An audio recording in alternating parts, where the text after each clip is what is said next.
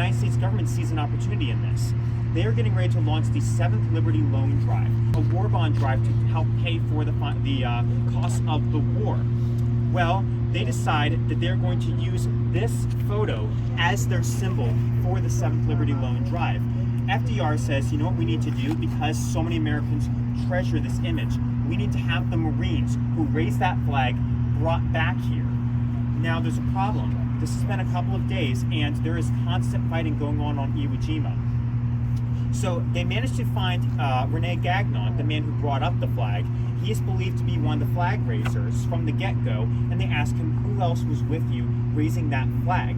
He is not sure about all of the names, but he identifies the 5 other people who he thinks are in it. They are, from left to right, Ira Hayes, Franklin R. Sousley, Sergeant Michael Strength, pharmacy mate from the Navy, for second class John H. Bradley, Rene Gagnon, and then Corporal Henry O. Hansen. Well, 3 of those men have been killed in action. The other 2, besides Gagnon, are brought back to the United States, pulled out of the fighting. So Ira Hayes and the pharmacy mate are brought back here and sent on a bond tour. Now, it's very hard for these guys to be pulled out of combat when this isn't even fully resolved. Marines, of course, are very focused on the group, the team.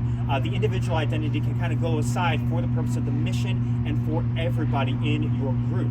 It is very hard for them, and it probably explains why Ira Hayes, we believe, suffered from post-traumatic stress in the years following the war.